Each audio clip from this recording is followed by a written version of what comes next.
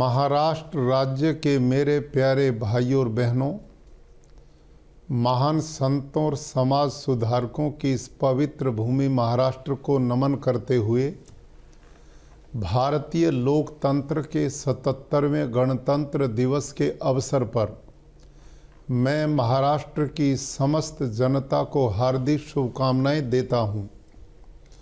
महाराष्ट्र के निर्माण के लिए अपने प्राणों का बलिदान देने वाले सभी शहीदों को मैं भावपूर्ण श्रद्धांजलि अर्पित करता हूं। सामाजिक समता, शिक्षा, महिला सशक्तिकरण और अंधश्रद्धा निर्मूलन के लिए अपना संपूर्ण जीवन समर्पित करने वाले महान राष्ट्र पुरुषों की विरासत महाराष्ट्र को प्राप्त हुई है।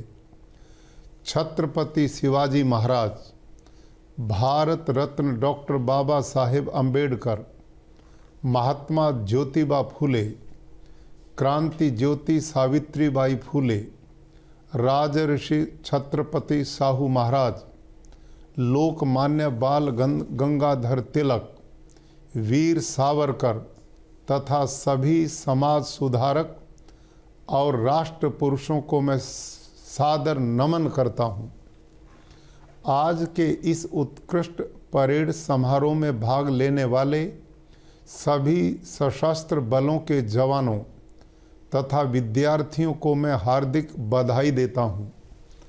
आज का पावन अवसर लोकतंत्र, संविधान और राष्ट्रीय कर्तव्य के प्रति संकल्प का दिन है। लोकतंत्र केवल शासन प्रणाली नहीं है, बल्कि एक विचार, संस्कार और मूल्य व्यवस्था है। यह हर व्यक्ति को सम्मान, हर मत को महत्व और हर नागरिक को उत्तरदायित्व देता है। लोकतंत्र आज व्यक्ति, समाज और राष्ट्र के सभी क्षेत्रों को दिशा देने वाला विचार बन चुका है। भागीदारी, प्रतिनिधित्व, उत्तरदायित्व, जन सहमति और बंधुता लोकतंत्र की आत्मा है। भारत की लोकतांत्रिक व्यवस्था विश्व की सबसे बड़ी ही नहीं, बल्कि सबसे समृद्ध और मूल्यों से परिपूर्ण व्यवस्था है। हमारी शासन प्रणाली त्रिस्तरीय है। केंद्र, राज्य और स्थानीय स्वशासन। इस विकेंद्रीकृत ढांचे का उद्देश्य सत्ता का विस्तार नहीं, बल्कि सेवा को अंतिम व्यक्ति तक पहुंचाना है। लोकतंत्र भारत को बाहर से प्राप्त कोई अवधारणा नहीं है, यह हमारी सभ्यता की जड़ों में समाहित है। यूरोप की मैग्ना कार्टा से सदियों पहले गुरु बसवेश्वर द्वारा स्थापित अनुभव मंडप लोकतांत्रिक विचार विमर्श का मंच था। सामाजिक, आर्थिक और राजनीतिक विषयों पर वहाँ लोकतांत्रिक संवाद होता था। इसलिए इसे भारत की पहली संसद कहा जाता है। आचार्य चाणक्य के अर्थशास्त्र में वैशाली सहित कई प्राचीन गणराज्यों का उल्लेख मिलता है। यह प्रमाणित करता कि भारत लोकतंत्र का अनुयायी नहीं है, बल्कि अग्रदूत रहा है। गणतंत्र दिवस हमें हमारे संविधान की महानता का स्मरण कराता है। यह दिन संविधान निर्माता भारत रत्न डॉक्टर बाबा साहेब अम्बेडकर जी और संविधान सभा के सभी सदस्यों के योगदान के प्रति कृतज्ञता व्यक्त करने का दिन है। संविधान का लोकार्पण करते समय डॉक्टर अम्बेडकर जी ने कहा था, देश राजनीतिक रूप से स्वतंत्र हो गया है, लेकिन सामाजिक रूढ़ियों से मुक्ति आवश्यक है। इसीलिए संविधान में राजनीतिक समानता के साथ साथ सामाजिक और आर्थिक समानता का भी प्रावधान किया गया। डॉक्टर अम्बेडकर जी ने स्पष्ट कहा था, स्वतंत्रता और समानता को शाश्वत रखने के लिए बंधुता अनिवार्य है। वैचारिक मतभेद हो सकते हैं, पर यदि बंधुता का भाव बना रहे तो लोकतंत्र सशक्त और जीवंत रहता है। आज सर्वे भद्राणि पश्यन्तु की भावना हमारे लोकतंत्र की आत्मा बननी चाहिए। विविधताओं से भरे इस देश को एकता के सूत्र में बांधना हम सभी का कर्तव्य है। जो गीत स्वतंत्रता आंदोलन की आत्मा और प्रेरणा स्रोत बना, ऐसा हमारा राष्ट्रगीत वंदे मातरम इस वर्ष 150 वर्ष पूर्ण कर रहा है। 150 वर्षों बाद भी वंदे मातरम की प्रासंगिकता और प्रेरणा अक्षुण्ण है। आज का युवा इसे केवल गान नहीं बल्कि कर्तव्य और राष्ट्र सेवा की प्रेरणा माने। भारत के साथ साथ महाराष्ट्र भी विकास, सुशासन और आत्मनिर्भरता की दिशा में तेजी से आगे बढ़ रहा है। सरकार और समाज के संयुक्त प्रयासों से आत्मनिर्भर महाराष्ट्र का संकल्प साकार हो रहा है।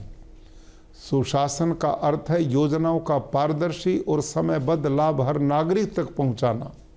लोकतंत्र की सफलता का शासन और जनता के मजबूत विश्वास पर निर्भर है। महाराष्ट्र केवल भौगोलिक नहीं बल्कि भारत की आर्थिक प्रगति का सशक्त केंद्र है। संत परंपरा, सामाजिक चेतना और समृद्ध संस्कृति महाराष्ट्र की विशिष्ट पहचान है। समुद्र तट, सह्याद्री, वन, किले, नदियां और पठार महाराष्ट्र को प्राकृतिक संपदा से समृद्ध बनाते हैं। भौगोलिक और रणनीतिक स्थिति के कारण महाराष्ट्र औद्योगिक विकास के लिए अनुकूल राज्य है। मजबूत बुनियादी ढांचा, कुशल मानव संसाधन और स्थिर नीतियां इसे निवेशकों की पहली पसंद बनाती हैं। सड़क, रेल, बंदरगाह, ऊर्जा और डिजिटल कनेक्टिविटी में महाराष्ट्र देश में अग्रणी रहा है। कृषि, उद्योग, व्यापार और परिवहन में महाराष्ट्र राष्ट्रीय नेतृत्वकारी भूमिका निभा रहा है। राज्य के आर्थिक विकास में मुंबई की भूमिका निर्णायक रही है। मुंबई देश का वित्तीय केंद्र है, जहां प्रमुख बैंक और वित्तीय संस्थान स्थित हैं। शेयर बाजार और फिल्म उद्योग मुंबई की आर्थिक शक्ति को मजबूत करते हैं। प्रमुख बंदरगाह के रूप में मुंबई भारत को वैश्विक अर्थव्यवस्था से जोड़ती है। पुणे, नागपुर, कोल्हापुर, नासिक और छत्रपति संभाजी नगर शिक्षा, उद्योग, आईटी और नवाचार के विकास केंद्र हैं। ये शहर महाराष्ट्र के संतुलित और समावेशी विकास को गति देते हैं। साइबर सुरक्षा में महाराष्ट्र डिजिटल युग का अग्रणी राज्य है। उद्यमशील और परिश्रमी नागरिक महाराष्ट्र की सबसे बड़ी शक्ति हैं। प्रत्येक विदेशी निवेश के क्षेत्र में महाराष्ट्र निरंतर देश में अग्रणी रहा है और आज वैश्विक निवेशकों के लिए एक भरोसेमंद स्थान बन चुका है।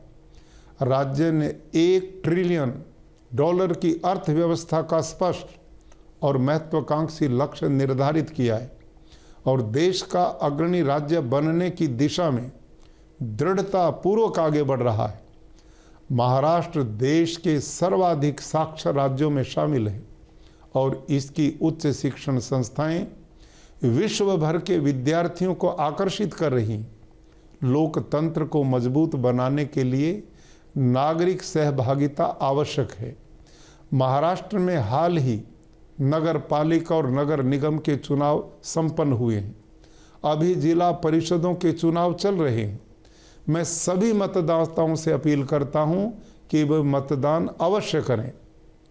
फिर एक बार गणतंत्र दिवस के अवसर पर महाराष्ट्र की प्रजा को हार्दिक शुभकामनाएं। आइए हम सब मिलकर एक समृद्ध और विकसित महाराष्ट्र के निर्माण का संकल्प लें। जय हिंद, जय महाराष्ट्र।